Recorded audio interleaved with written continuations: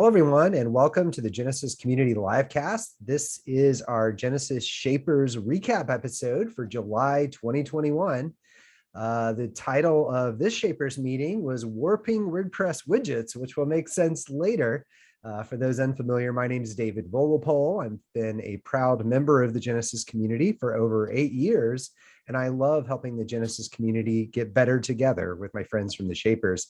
Joining me for this Shapers recap are two gentlemen that join us every month for the Shapers meeting. First off, I'd like to welcome back the co-creator of Genesis, Mr. Nathan Rice. Nathan, welcome. Hello, good to be here. Glad to have you. How's your summer going? We're like mid-July right about now. Like, are you getting a lot of time outside or? Not yet. We're screening in our back deck. So right now it's a work in progress. So we're not able to spend too much time out there, but yeah, can't wait. That'll be fun. Got to keep the critters at bay, but good luck with that project. Oh, mosquitoes are the worst. They're the worst. Totally. Also, I'd like to welcome Phil Johnston, a senior software engineer within the Genesis product suite. Phil, welcome back. Thanks for having me. Awesome, Phil. And I like the music ensemble in the background there. We were talking a little bit before, like what's your instrument of choice again? I play the drums, have since I was about 4 years old. So I now have an office dedicated to it and, nice. And dedicated to working. So do you have any like videos of 4-year-old Phil like jamming? Yeah, they exist. Yeah, they do. I don't have them, but my parents have them somewhere. Oh my goodness. We must have you back just to show one of those videos. All right, I'll see what I can find. I feel like I have to watch this now. But we'll go ahead and jump right into the content. I'm sure everyone would love to hear about your musical interests here, Phil, but they probably want to hear more about your block knowledge. But let's go ahead and dive in. So the first question we ask every meeting is obviously who is here, roll call, come to order.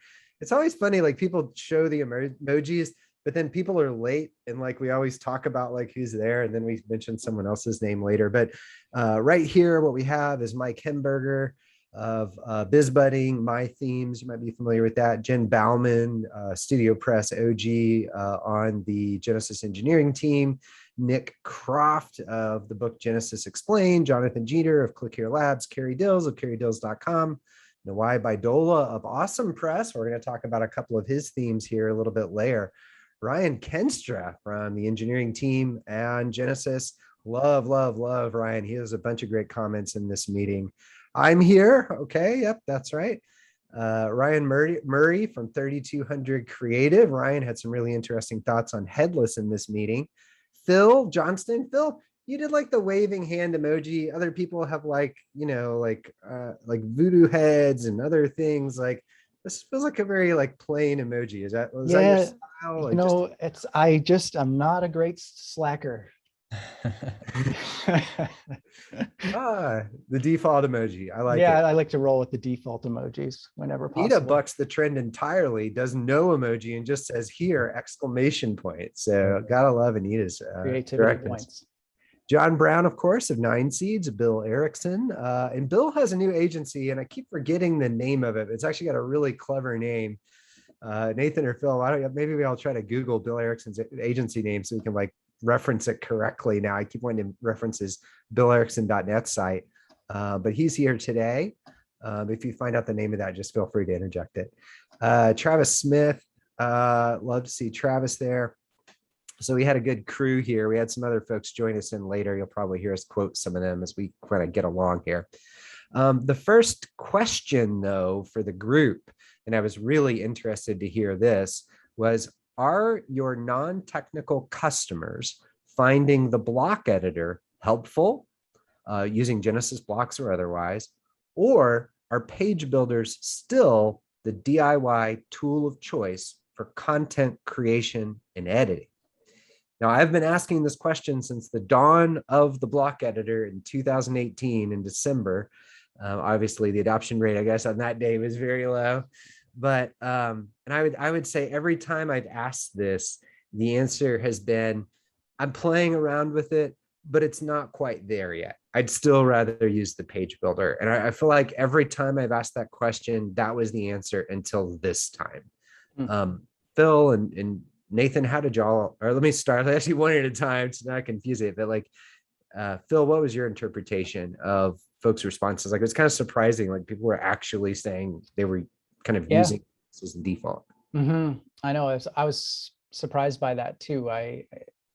Generally, I find when I watch people use it still, they're still struggling a lot. So I am surprised to see people saying that their users are preferring to use the block editor over some of the more established page builders and things. So yeah, pretty interesting.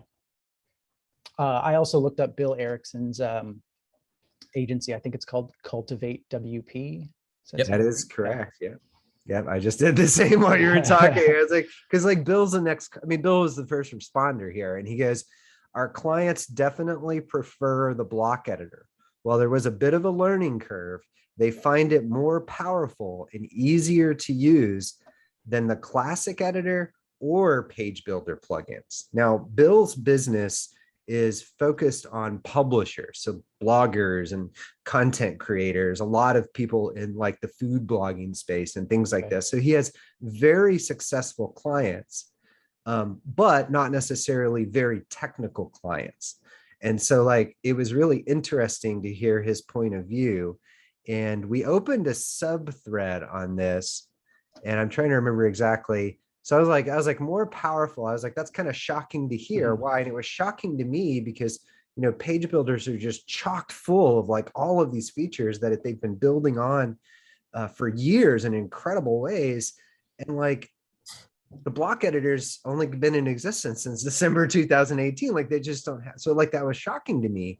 And then Bill says, I should have clarified, more powerful than the classic editor. So he's kind of meaning in comparison to the classic editor, and then more and easier to use than page builder plugins, which again is shocking to me because I'm like, aren't they supposed to be the easiest thing to use? And it seemed like, and Bill really tells it, I think, really eloquently here. He says it threads the needle very well with regards to power versus usability.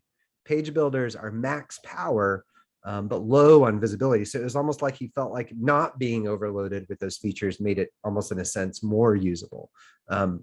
Nathan, what are your thoughts on all that?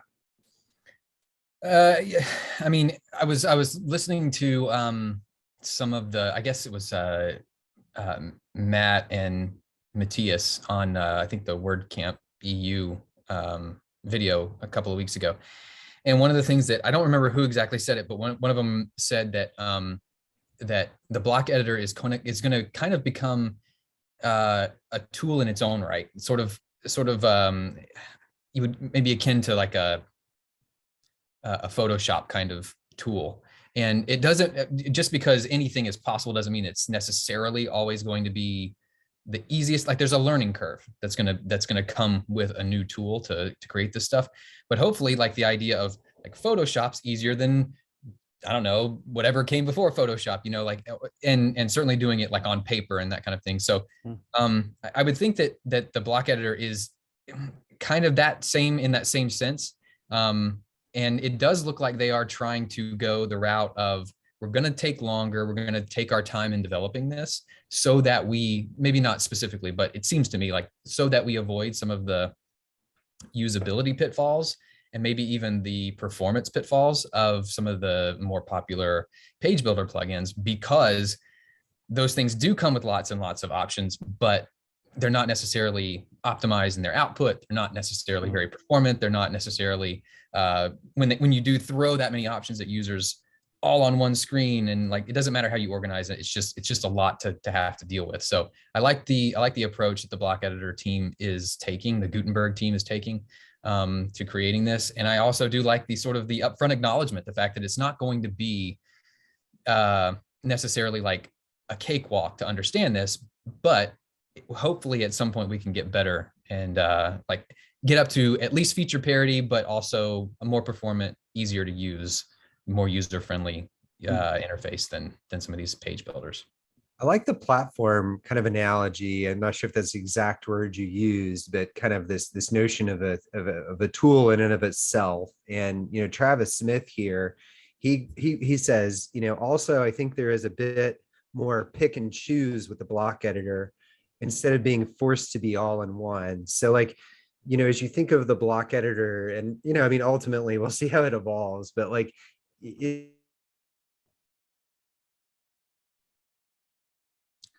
from any particular page builder into the block editor itself, or rather to give, a content building experience upon which you can iterate and create products for, and so on and so forth. It is an interesting dynamic, I think, that might be different than, like, say, a page builder. Yeah, and it is cool because, I mean, and Phil's been talking about this a little bit, I think, in some of our private channels for our team, our engineering team. But, it's interesting. You have several different ways that you can choose to use the block editor, even like fast forwarding 6 months into the future, when full site editing or block-based themes, whatever they're calling it now, becomes more of the standard way of building an entire theme. That doesn't mean that's the only way to build a theme. Like, you can still build a theme and have it pull in content that was developed in the block editor. You can still use the block editor as a pure text editor. I blog on my website and I use it as a pure text editor. It's amazing at just writing blog posts. It's great that way, but it also, you can see as you're building these blog posts, how powerful of a design tool it can potentially be as well. So yeah, I like the fact that you can sort of use it however you want. You can build a site traditionally with CSS, like in its own separate sheet, in its own separate file, or you can kind of use the design controls built into the editor. There's really no limit into how they're kind of making you. Whereas with the builders, the page builders, sometimes there is, I think, to Travis's point, there's this sort of lock-in. They want you to use their whole system or none of it. And that's not what Gutenberg's all about. It seems to me, at least. Yeah, it's an interesting part of that dynamic. And, I love page builders for a lot of reasons and in a lot of use cases. And I think there's a lot of performant ways to go about using them. I'm kind of a right tool for the right job type person, but it is interesting to see, how this is evolving. I think this other point of view here, which I think is really interesting, comes from Anita Carter. Anita Carter essentially runs a freelance business, and she actually works with a lot of different areas in WordPress and Genesis, and works with different theme companies and things. And she often works with non-technical users. I don't think there's anyone on the face of the planet that gets closer to someone that needs help than Anita Carter. I mean, this is the kind of person who will like drive you to the doctor. I mean, she's doing this for, people that live near her that, not super close with, and she's just like that kind of person. But she does this with people learning WordPress, like whether they're a client or not. And she writes here, well, it depends on the niche of clients that I work with personally. Some hate it, like authors or people who write straight content and do not require lots of graphics. I'm not going to read the whole statement here, but like the comment was really around like kind of bringing back the classic editor for these more just like document type content creators. And Nathan, you said you enjoyed writing it as a text editor. You had like almost the opposite experience as an individual. Why did you like it versus, say, the kind of roll it back to the classic editor approach? I felt like the way it looks as you're writing is a more accurate representation of what it's going to look like on the front end. Even if it's just a matter of the fact that it doesn't, like, if you go into full screen mode in, say, Tiny MCE, like it's literally full screen. Like you're typing. I mean, I know that there's probably like styles and stuff that you can apply to kind of restrain it, but it just doesn't look to me the way it looks on the front end. Also, going in and as you're editing content and stuff, being able to select a paragraph and apply a specific style to it, to maybe highlight a paragraph or to create a CTA versus just or putting a button in there or just whatever it might be, quote or something like that. Yeah, exactly. Yeah. A good example. Yeah, putting any a quote kind of styling at all, really, beyond Yeah. rich text editing. Exactly. If you're not Yeah. writing something in like almost book format where it's like there is no stylistic differences, then yeah, to me, there's no difference between writing even in a book format. It's still a pleasant experience in the block editor. It may not be any better than Tiny MCE, but it's no worse. So I don't really know why people wouldn't necessarily want to have Well, I mean, workflows is a big part of it, right? Like I've been writing my blog for the last 10 years and this is how I do it. And like, I've got blog posts to get out. So I think, get people getting time to try it out is probably a lot to do with that. But I know there's a lot of options. I mean, you can use the classic editor plugin. Travis shared a little snippet that will turn the classic editor back on a per post basis. He's going to share that in a blog post on the Studio Press blog here soon, but I won't go too deep on that. But there's a lot of choices, of course, for people that want to use the classic editor approach. Although, I don't think necessarily thinking future-proof. Speaking of future-proof, I thought Bill's comment here, he says, a lot of my clients have been burned in the past by page builders. Even if they work well now, in 2 years, when they redesign their site, they have to redo all their content. By providing them a core page builder, aka Gutenberg, they are more secure in the fact that their content is feature proof. So I think like that notion of like being core adjacent. And I don't think like DIY users probably think about that a whole lot, but I know obviously builders and developers think about that quite a bit. Let's move on to the next question if we could. We got more of the agenda here to roll through, but next one is anyone building headless WordPress sites? If so, what are your favorite theme or build tools for headless? And it looked like Jonathan Jeter, Nick Croft, and Ryan Murray were the only folks in this group that said they were building headless. Now, Phil and Nathan, I know y'all kind of went through the responses there. I've never made a headless site in my life, and I know very little about these frameworks. So why don't you run through some of the kind of fan favorites here and any observations you have on the threads. Phil, why don't we start with you this time? Sure, like running through the fan favorites, like some of the stuff that people are using to build. Yeah, like Ryan Murray here says he's using WP GraphQL, Gatsby source word and Gatsby source WordPress are pretty essential. Now he didn't really cover like a styling or theme type yeah. So like and then the thread kind of further goes on there, but maybe you could walk people through just very shortly what headless is, I guess, and then some of these fan favorites and your thoughts are on using them in the headless context.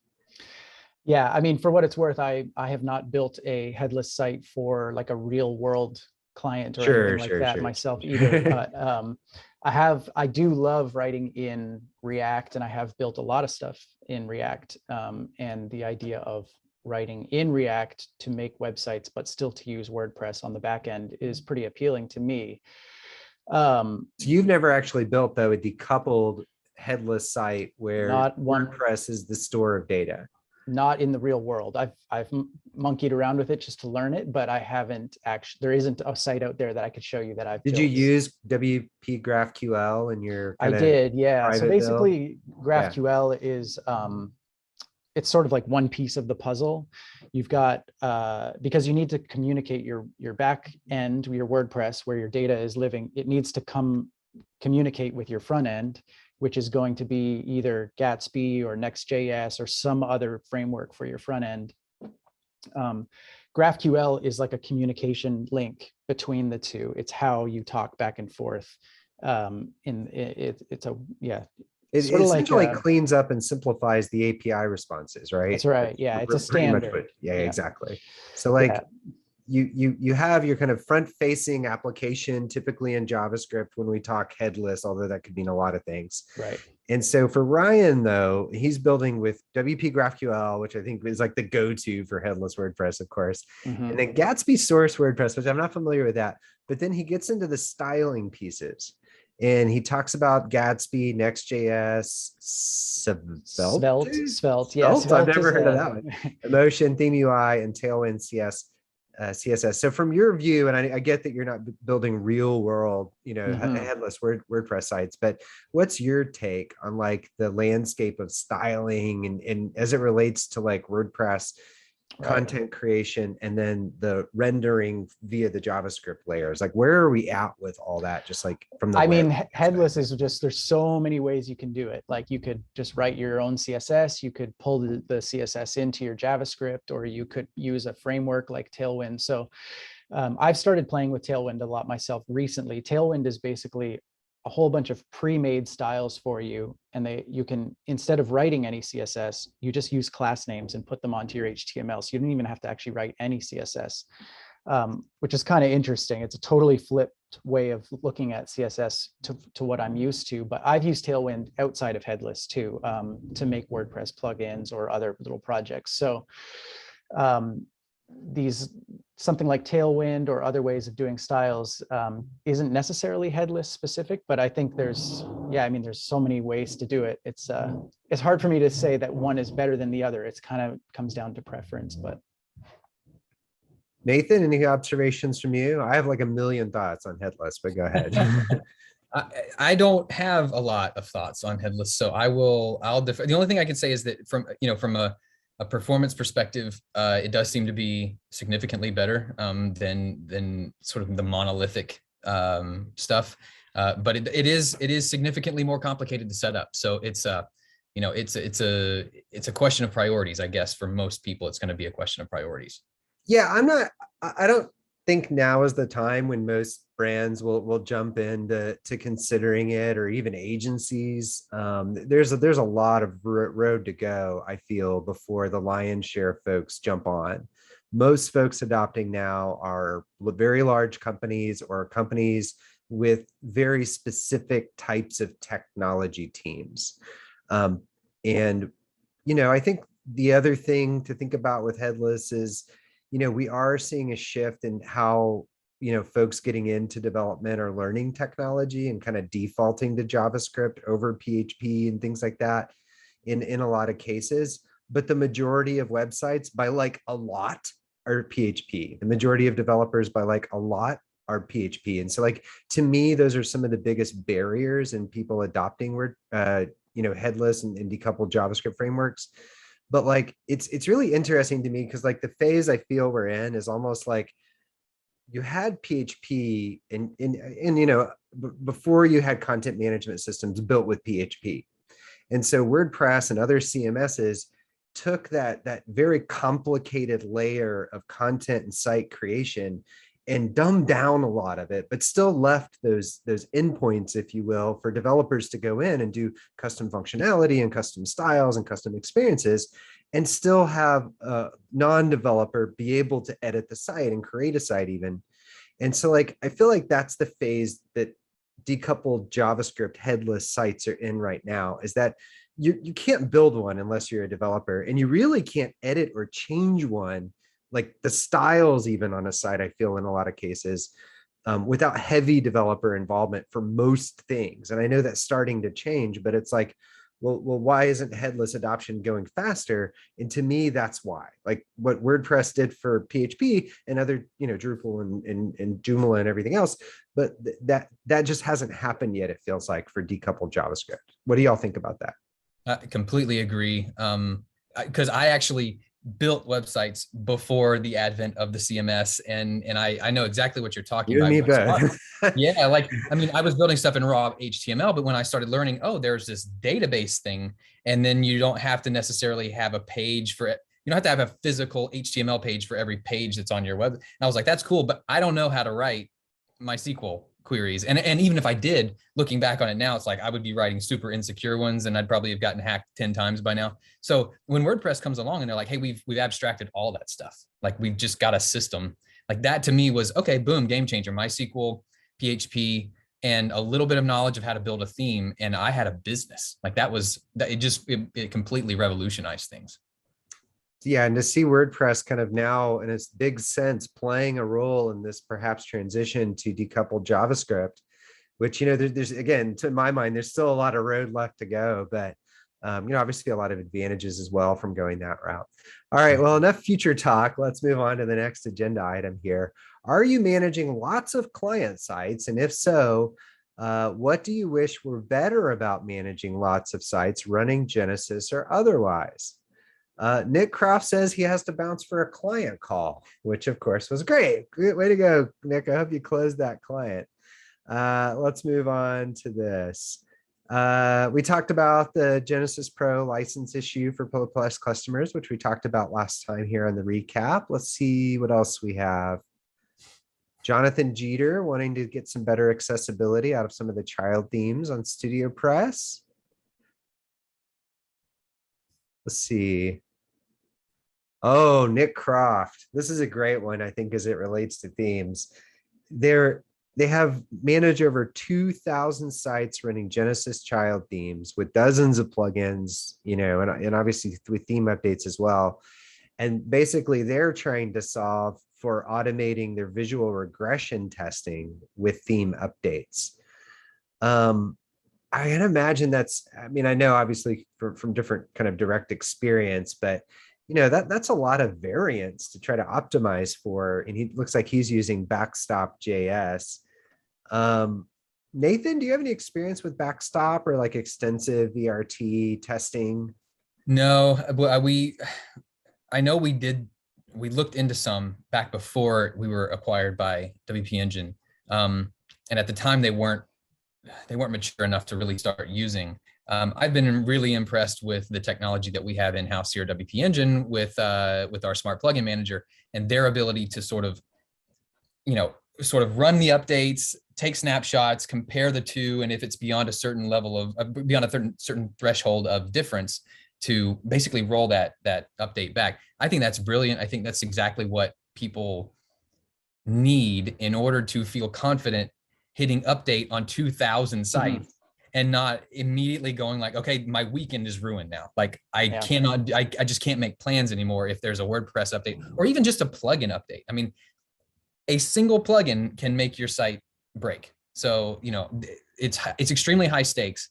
And having something there, I think to Nick's point, having something there that can give you a little bit of confidence, or a lot of confidence would be even better, but a little bit of confidence that you can hit update and not worry about getting emergency phone calls at all hours of the morning. That would be, I get what he's saying. I get it. Yeah. So the product, for those listening, WP Engine has a product called Smart Plugin Manager that does auto updates, but it also runs visual regression tests on the site. And if it fails the visual regression test, it'll roll it back. And you can do this in production or staging. So you don't actually have to still, kind of automatically cowboy code in that way. So these are like your choice. But it actually doesn't do theme updates yet, Nathan. That's actually coming in the next few months.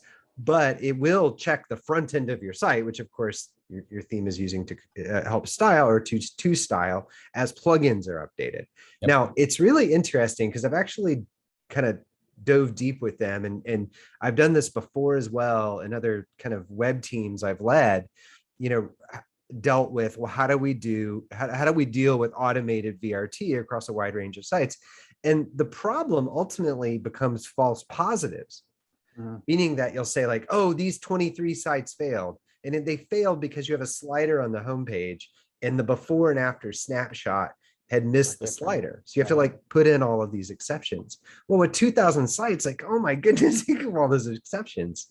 So what our folks actually are able to do is they can detect when people report these false positives, and they actually use that to train machine learning algos to get better about reducing the false positive rates. So like, yeah, they go in and tinker with it all the time, which is essentially what Nick is saying they do to try to dial in their Backstop JS stuff.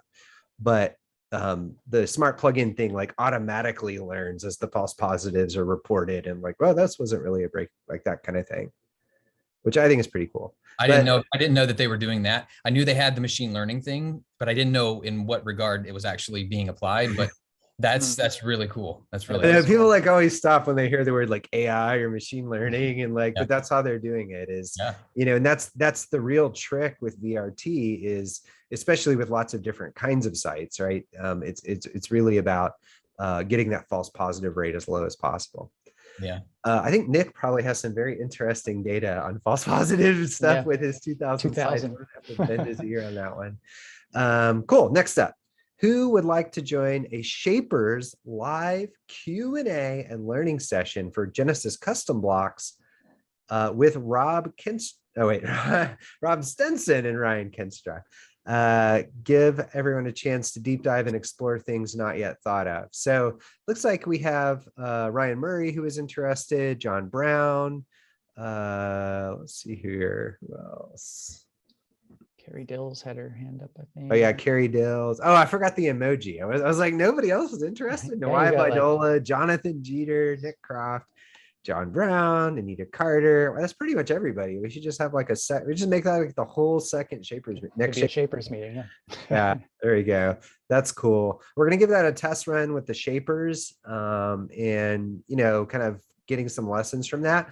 I believe we're going to record that one and rebroadcast parts of it for the benefit of others. So more to come as we kind of dive into that. Ryan and Rob committed to actually make this happen. So I didn't like set a follow-up item to confirm. So I'm gonna have some faith they'll get that done. So lots of interest there. Who here is working on new premium block-based Genesis themes or knows someone who is? Now we get to the screen share part. This is like my favorite part. Let's go check it out. So these were the themes that were mentioned in the thread. First off, we have Uprising, which is currently available on Studio Press. It was recently released. This is from Awesome Themes, Nawai Baidola, Al and Esther out of Spain, a tremendous community for Genesis out in Spain, and Nawai and Esther are a big part of that. We're going to go check out the demo. There we go. So beauty's in the eye of the beholder. I think it's a beautiful theme. Nathan, you're probably not going to say if you actually don't think it looks good, but I think it looks great. Yeah, what do y'all think? The cool thing about Uprising and Dakota, and really all these themes that we're going to show you here as we get through this list, is each one of them have a collection associated with them. And just so we don't have to describe it, let's go like look at what a collection is. I always like to say a collection is this, and it's like just show people. So we go in here, we go to collections. So collection is a group of pages and sections of pages and blocks that all follow the same design pattern.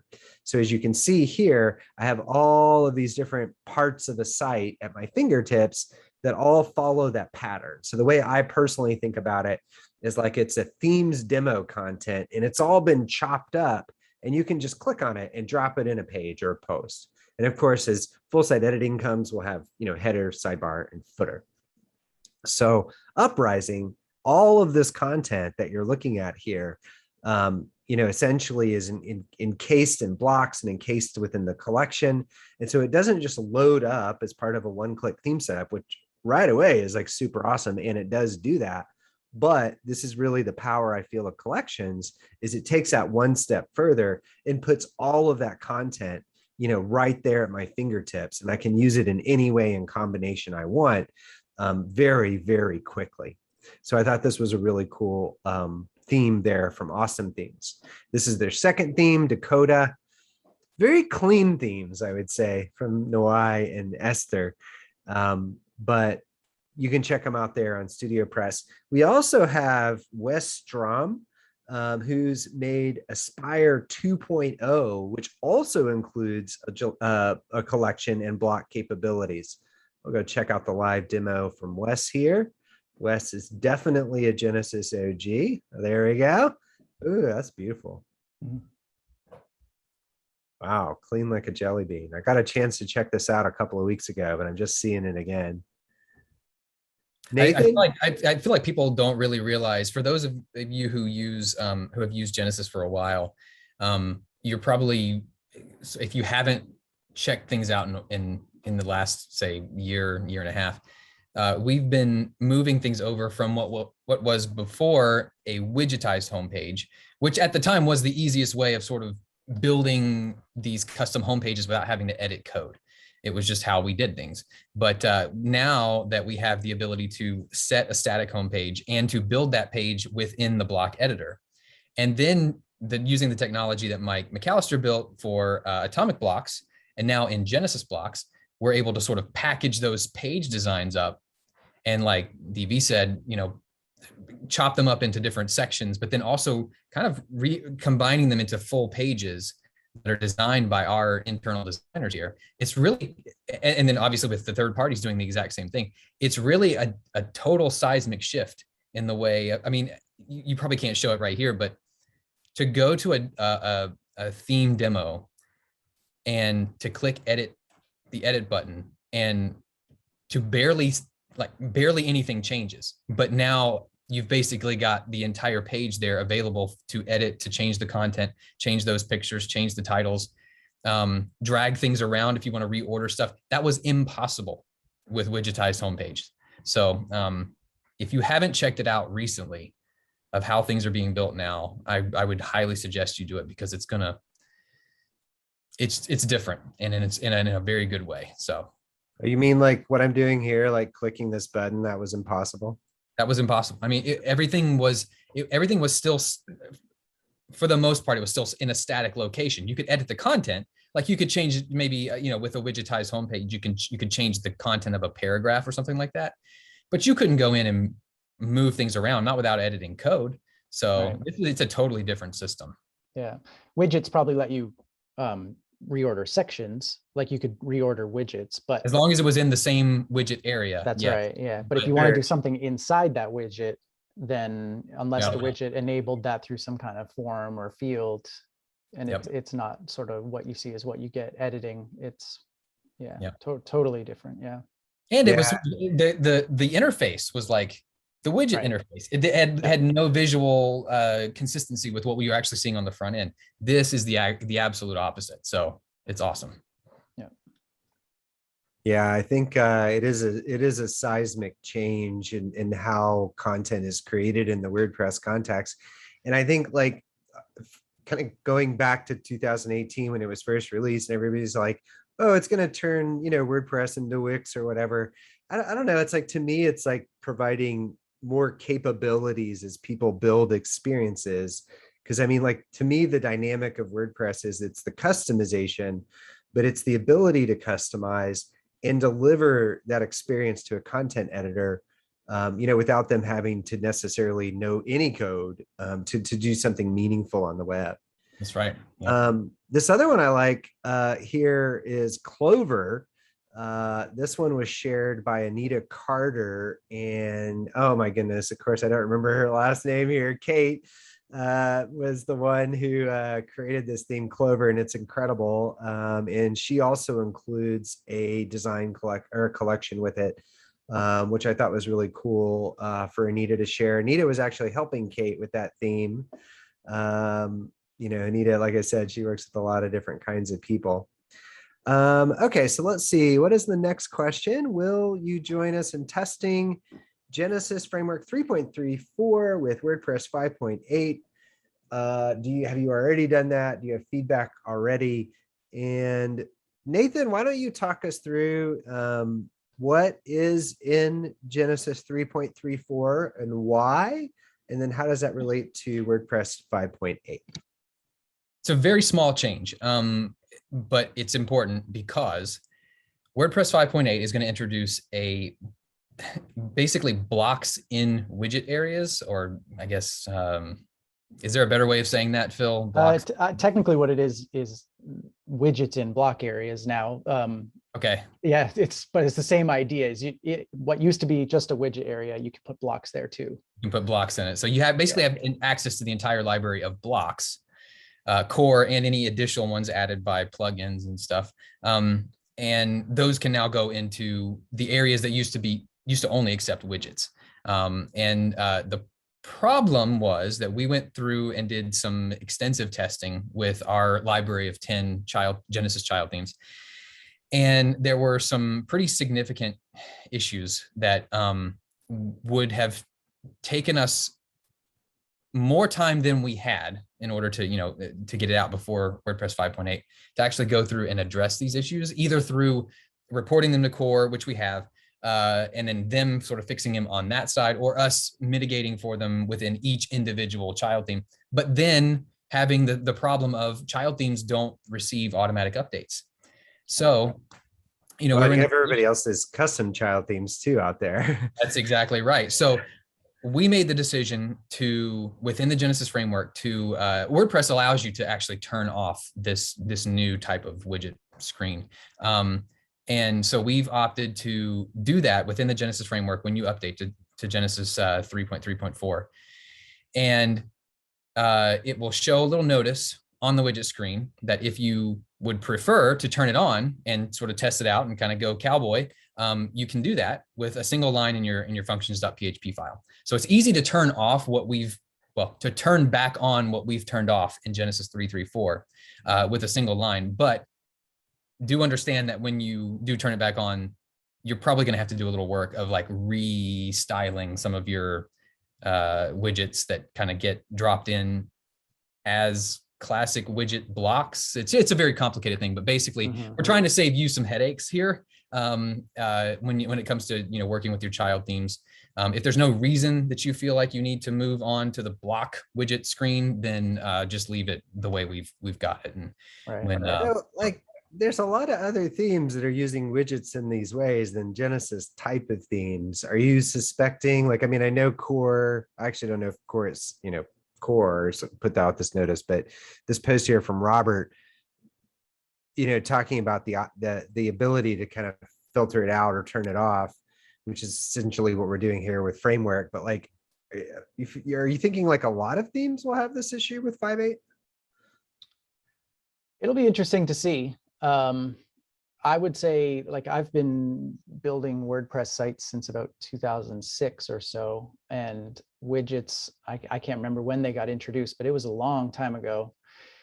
And there's just thousands and thousands of custom widgets out there that people have built, and all of them were built to be inside of a widget context. And to now not be inside of a widget context, the edge cases are unknown. And I think Core is really jumping into the block editor with this. They're really taking a huge step towards blocks, away from the past, I think, towards the future.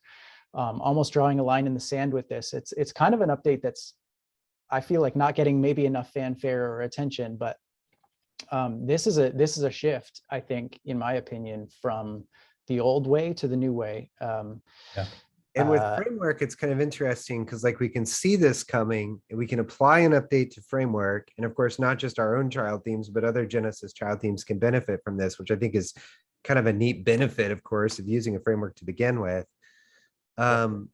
So, I guess we will ultimately kind of see what happens here. But like, what are your thoughts on like the approach at all? Like, why not just like go off in a new direction versus like place blocks into the widget context? And I know you may not know the answer, but my preference would have been that they introduce something maybe like block areas, and that themes can then start building block areas into their themes rather than kind of mashing the old with the new. That's my personal take on it. I think that would have been less painful, I think, for people, a little bit softer. This is a bit harder of a tug towards the future. I think you're pulling something that's older technology and kind of tugging it into the future, which, there's probably a good argument for that too. It's just not my personal preference. I would prefer it to be an opt-in experience rather than an opt-out experience, but that's me. That's a big issue too. Yeah. Go ahead. I agree with that position for what it's worth. We've made the mistake before of trying to push people in Genesis into something that they weren't coming. And it's not necessarily pushing something new. It's replacing something old, or almost like hot swapping the old thing with the new thing and expecting no one to have done anything custom that's going to break with the new, when you considering the new system. It's just not, but I will say this, it is an unequivocal, to me, the move to using blocks instead of widgets is absolutely the right move. It's just not necessary. Agreed. Yeah. It's kind of like how the classic editor plugin like just came around like really towards the end of 2018, kind of leading up to the release of the block editor. It was like, oh wait, some people might not be ready yet. We should give them a path. It'll be interesting. There's a classic widget. Is there like a classic widget plugin now that turns this off or something? There is. Yeah, there's another plugin, just like the classic editor plugin, that will. So it'll be interesting to see the install counts on that, I think, as well, whether people feel like they need it or not. Yeah, I want to say the classic editor plugin's like the 7th most popular plugin on WP Engine. It's definitely high up there. So people are definitely leveraging it. Now, if they're leveraging it to turn it off on their whole site or not, I doubt that. It's probably certain types of posts and pages. Again, kind of like that question we asked earlier in the Shapers meeting, a lot of folks are really into the adoption side. Phil, widgets and shortcodes were released in 2007. Nathan, did anything else get released in 2007 that you remember? 2007. Let's see. Do you know what version that was released in 2007? Say again, DV. Was there a theme or a certain revolutionary theme that was released? Oh, yeah, Revolution. Yeah, that's true. Yeah, Revolution right. was 07. Yeah, I thought you were talking about Genesis. That was 09. But yeah, this, I mean, 2010, early 2010. Yep, widgets and shortcodes 2007, and then Revolution theme leveraging widgets and shortcodes in 2007. So that was a historic moment in WordPress history. All right, cool. Well, thank you all so much for joining us today. Phil, it was good to have you. Yeah, thanks. Thanks for having me again. As always, glad to see you here and get your insights. Very helpful. Thank you. Awesome. Thanks everyone else for watching and listening. Please stay tuned for future episodes of the Genesis Community Livecast. Again, I've been your host, David Vogelpohl. I've been a proud member of the Genesis community for over 8 years, and I love helping the Genesis community get better together with my friends from the Shapers.